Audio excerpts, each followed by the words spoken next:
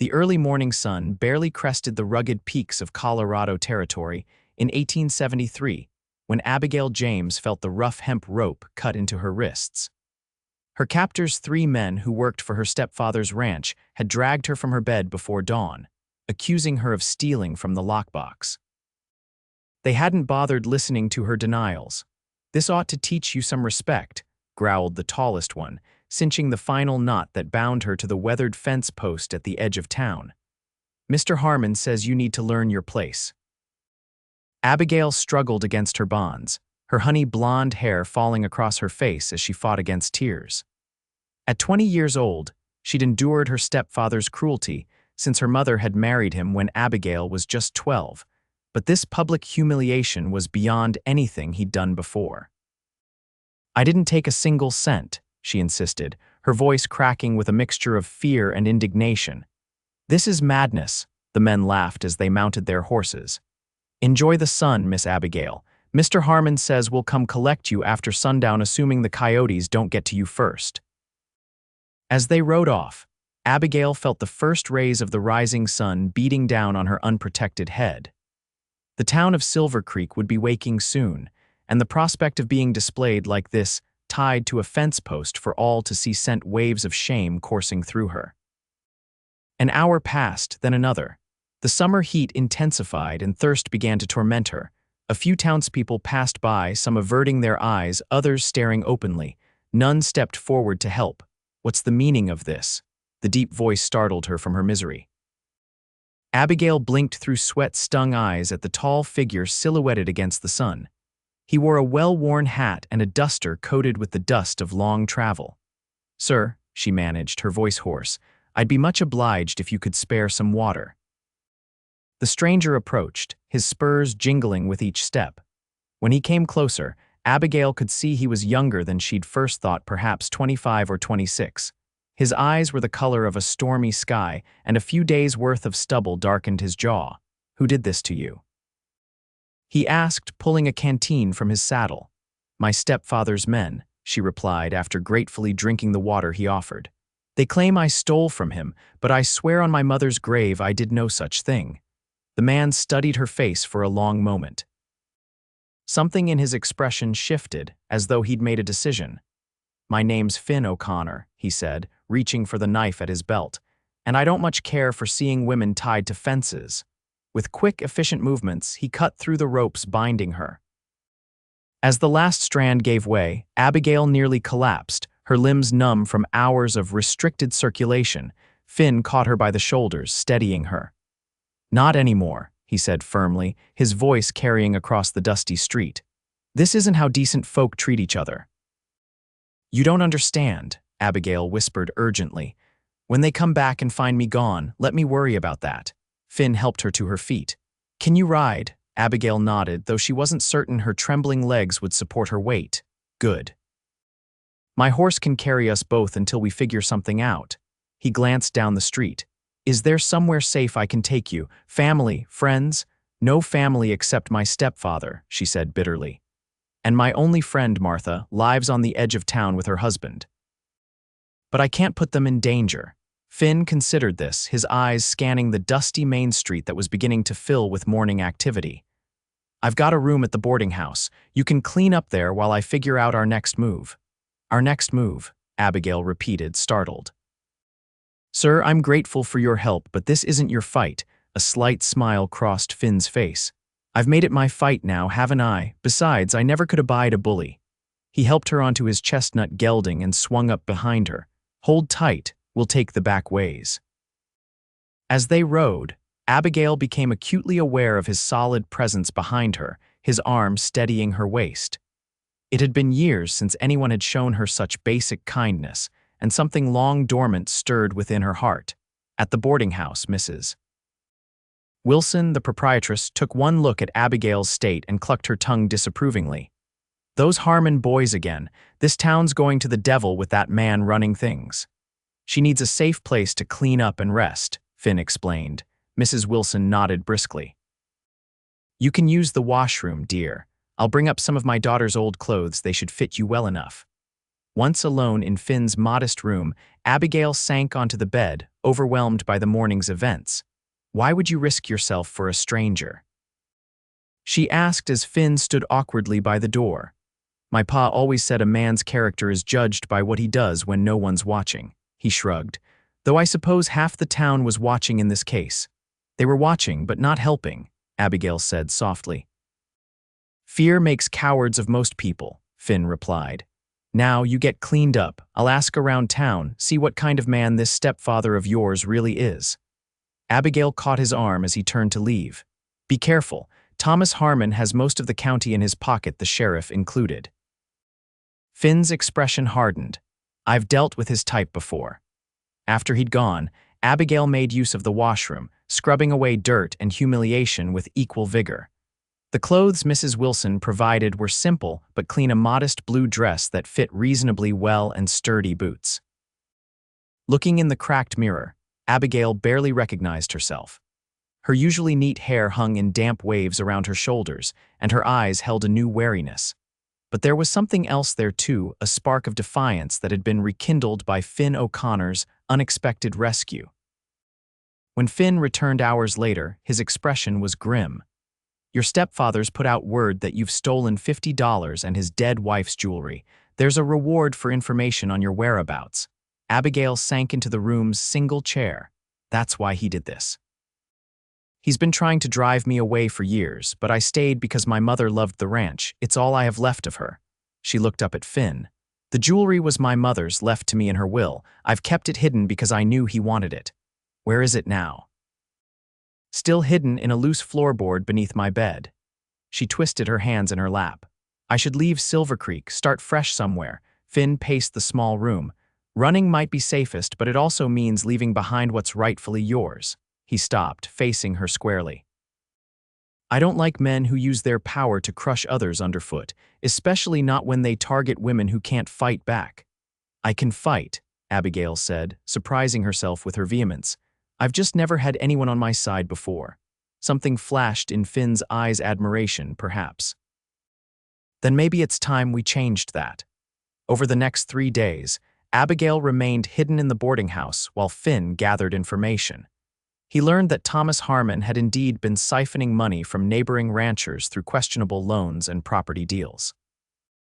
Many in town suspected his methods weren't above board, but none dared challenge him.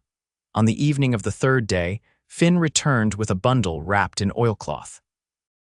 "I did some scouting at the Harmon Ranch," he explained, unwrapping the package to reveal a small wooden box inlaid with mother of pearl. Abigail gasped. "My mother's jewelry box. How did you? Let's just say your stepfather's men aren't the most observant bunch." Finn's eyes crinkled at the corners. "Found it right where you said, under the floorboard." Abigail opened the box with trembling fingers. Inside lay her mother's treasures, a gold locket containing miniature portraits of Abigail and her father, a string of pearls, and her grandmother's emerald ring. "There's also this," Finn added, pulling a folded document from his vest pocket. "Found it in Harmon's study. Thought you might want to see it." Unfolding the paper, Abigail scanned the legal language with growing astonishment. "This is my mother's will, the real one. He told me everything went to him. According to this, you inherit half the ranch on your 21st birthday, Finn observed. When is that? 3 weeks from now, Abigail whispered. He must have been planning to drive me away before then. Finn nodded. Makes sense now. The false accusations, the public humiliation, all designed to make you flee town. Abigail clutched the document, hope and fear warring within her.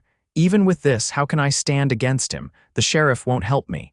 Maybe not, Finn conceded, but Judge Thornton might. He rides circuit through here next week, and from what I hear, he's no friend of your stepfather's. You've thought of everything, Abigail said, studying Finn with newfound appreciation. Why are you doing all this? You could have simply cut me loose and ridden on. Finn was quiet for a moment, his eyes meeting hers across the small room. Maybe I'm tired of riding on. Maybe I've been looking for a reason to stay somewhere. The air between them seemed to thicken with unspoken possibilities. Abigail felt her cheeks warm under his steady gaze. Well, she said, trying to sound practical despite her racing heart, we still have to survive until the judge arrives. That night, word reached them that Harmon's men were systematically searching every building in town. Mrs. Wilson warned them just before sunset. "They're working their way down the street," she reported anxiously. "You can't stay here another night." "We'll need horses," Finn said, already gathering their few belongings. "And supplies." "My brother has a small cabin up in Blackwater Canyon," Mrs. Wilson offered. "No one would think to look for you there. Take my wagon from the back. I'll tell anyone who asks that my nephew borrowed it." Under cover of gathering darkness, they slipped out of town, Finn driving the wagon while Abigail huddled beside him, her heart pounding with each creak of the wheels. The journey to Blackwater Canyon took most of the night. They traveled without lanterns, guided only by moonlight and Finn's remarkable sense of direction. The cabin, when they finally reached it, was little more than a one-room shelter with a stone fireplace and rough-hewn furnishings. "It's not much," Finn said apologetically as he lit the single oil lamp. "It's perfect," Abigail replied, already feeling safer within these remote walls than she had in years at her stepfather's grand house. The days that followed established a routine between them. Finn hunted and chopped wood, while Abigail cooked and made the cabin more habitable. In the evenings, they talked for hours, Finn telling stories of his years drifting through the territories after the war, Abigail sharing memories of her childhood before her father's death. "He was a good man," she said one night as they sat before the fire. "Taught me to ride and shoot before I was 10. My mother thought it wasn't ladylike, but Pa said a woman in the West needed to defend herself." "Smart man," Finn commented. "Did you bring any of that knowledge to bear against your stepfather?" Abigail sighed. "I tried at first, but after my mother died, he made it clear I was merely tolerated. He took away my horse, my father's rifle, anything that gave me independence." "Your mother, how did she pass?" Finn asked gently. "Fever," Abigail replied, pain evident in her voice. 3 years ago, she was sick for only a week. Harmon didn't even send for the doctor until the end, claimed the roads were too muddy." Her fingers twisted in her skirt. "I sometimes wonder if he let her die." Finn reached across the small space between them, his calloused hand covering hers. "I'm sorry, Abigail." The simple touch, offered in comfort, sent warmth spiraling through her. Before she could think better of it, she turned her hand to clasp his.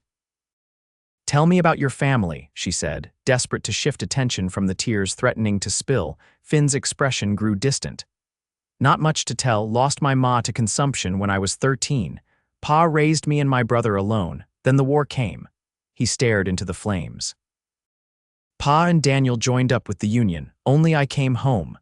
"I'm sorry," Abigail echoed his earlier words, squeezing his hand. "Been wandering ever since," he continued. "Worked cattle drives, broke horses, did some scouting for the army, never stayed anywhere long. And now?" Abigail asked, the question hanging between them like a tangible thing.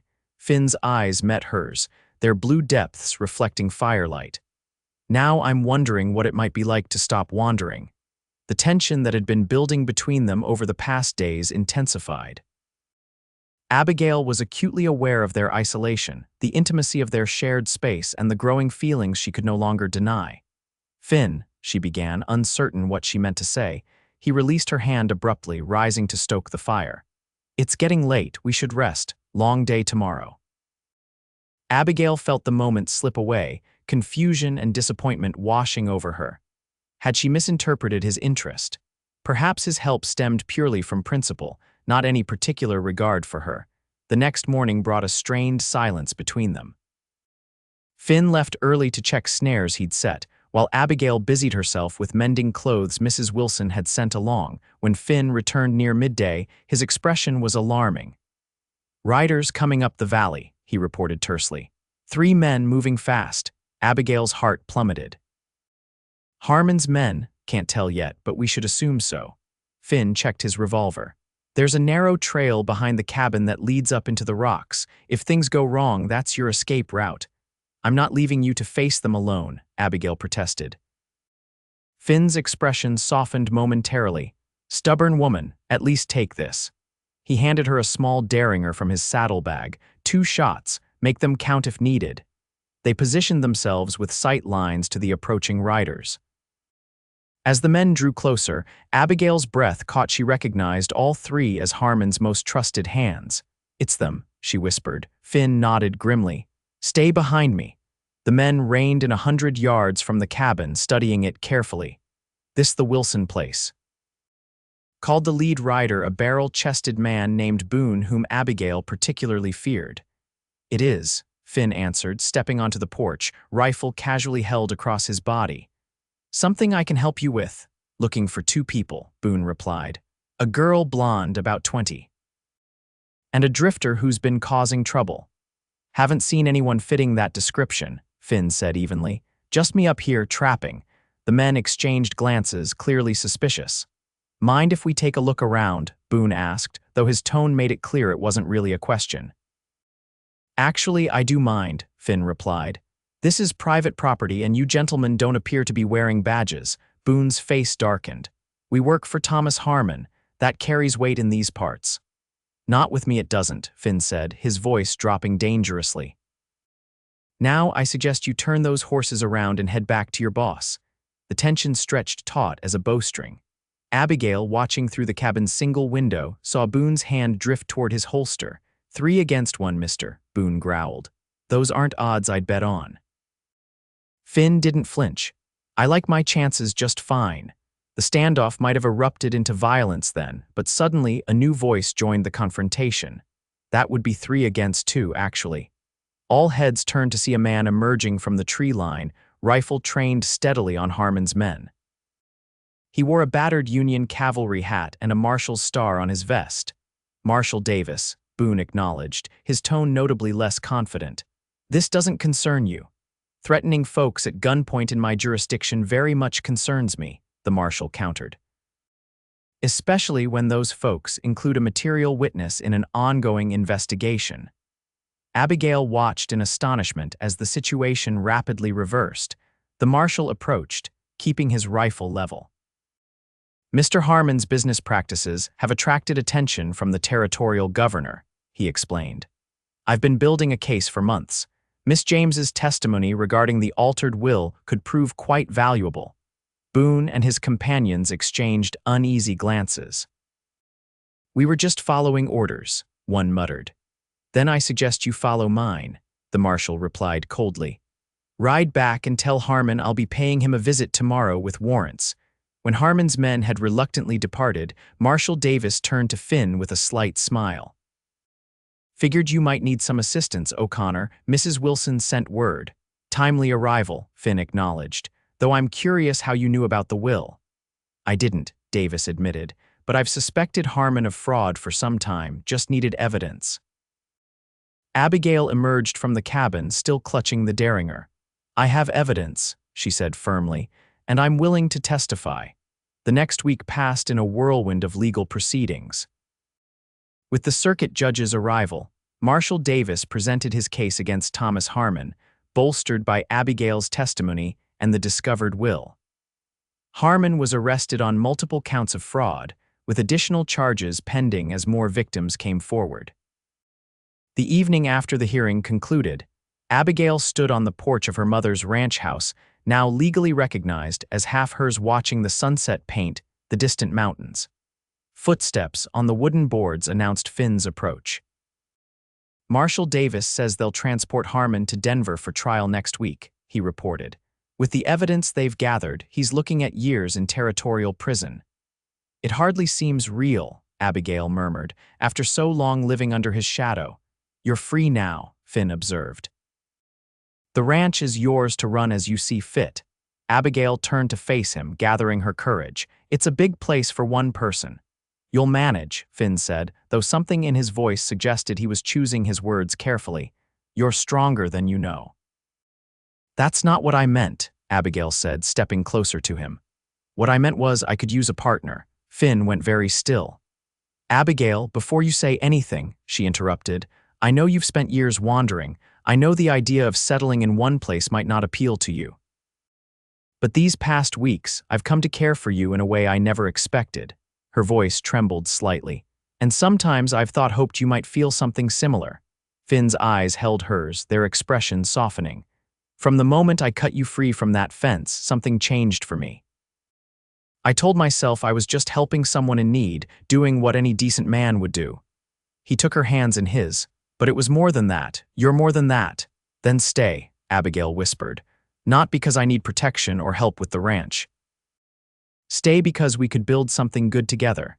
Finn's hands moved to cradle her face, his touch gentle as summer rain. I've been running so long, I almost forgot what it feels like to want to stay somewhere, to belong somewhere. His thumb traced the curve of her cheek.